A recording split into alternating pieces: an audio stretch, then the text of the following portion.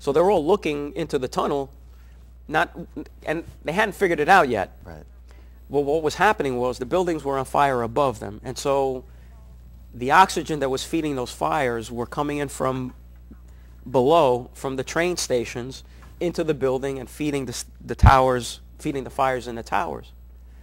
And suddenly there was silence. There was no air rushing, and they said it was weird because it was a brief moment in time. It was like a few seconds.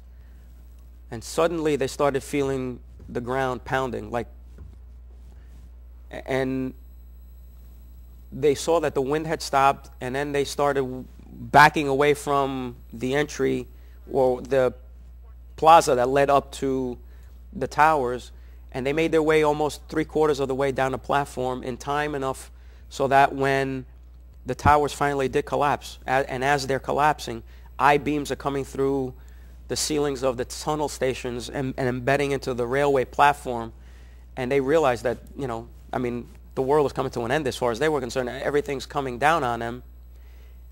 Then came the rush of air in the opposite direction, and it was like a dragon's breath. Hurricane force winds is how they described it. It tore the clothes off of their shoulders and bodies. They were holding on to the pillars that held the station together for their own lives.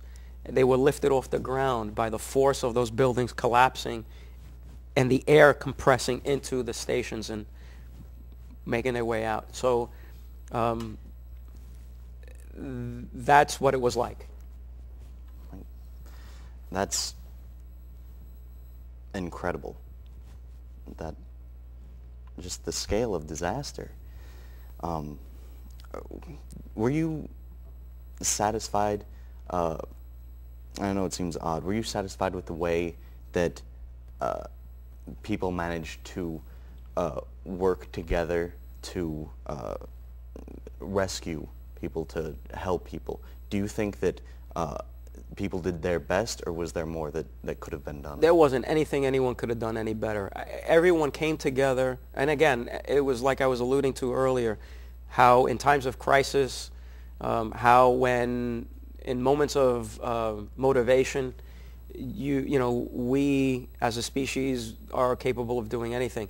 It was almost as if people were reading our minds. I mean, you knew what you needed to do.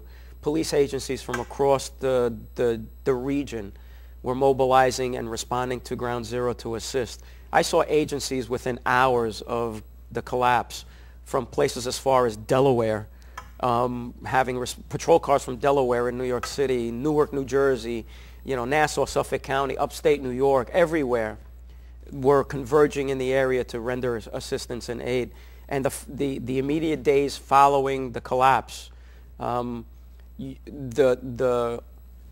rush of equipment that was brought to us literally took up entire streets of equipment. I mean, trailer loads of power generators, trailer loads of hand tools and equipment.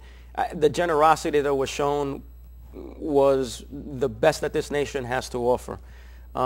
There wasn't anything that we needed that we weren't able to get our hands on in a moment's notice. I need a screwdriver. I mean, it was like it was there instantly. I need an axe. Boom. You had. It was almost like, and this is going to sound pretty ridiculous, but it was almost like having an open air flea market, where when we came in, we just walked through this flea market, and you had everything from boots to socks to shirts to pants, brand new, right from the factory, everything delivered to us right there. Power tools, circular saws, axes, pry bars, everything that you could possibly need for that particular event was provided for us. Water, food, people were donating their time, anything that we needed was there, which was the most incredible thing I had ever seen. Was for that brief moment in time, the entire nation came together. We were one. And we all worked together in unison. The patriotism that was shown by everyone, the support that was given to us by everyone and all the countries around us was breathtaking. It made our job so much easier by having all of that support, that there wasn't anything we needed. There wasn't anything that could have been done better. Needless to say, this experience, I'm sure, has taken a lot from you. Were you harmed physically at all? No, I was one of the fortunate ones that survived.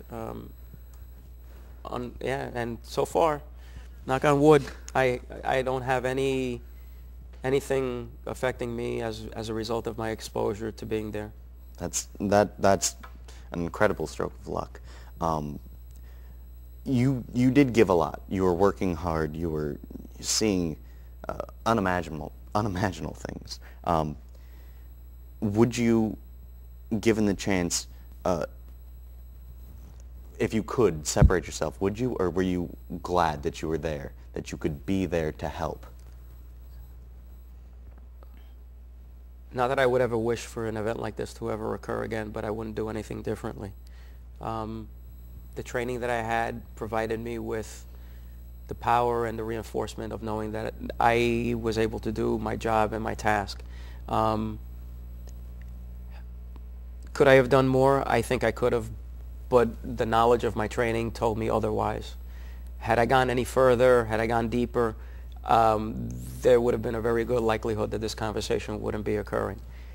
Before I even left, the phone calls that I made, and I've only made this public just yesterday in another interview I had done, those phone calls I made was the closure that I was giving to my family, because I really honestly didn't think I'd be surviving this event. I had pretty much come to terms with the fact that I'm going down there and there's a very good likelihood that I won't be returning. But for whatever reason, I survived it. But my friends and colleagues and brothers and sisters and the civilians that, the 3,000 plus who didn't make it, is what this is all about. It's in their memory that I talk about it. It's in remembrance of the sacrifice that they made. They made the ultimate sacrifice. They gave their lives to save others, and I'm proud and honored to be able to represent them and to tell their story. Do you consider yourself a hero? No. Because the heroes are the guys that didn't get to make it home. I got to go home. I got to survive and see my family grow and to experience the birth of a grandson. Unfortunately, so many lives have been altered and changed. Children growing up without mothers and fathers, families that'll never be created because, families lost husbands, fathers, sons, and wives.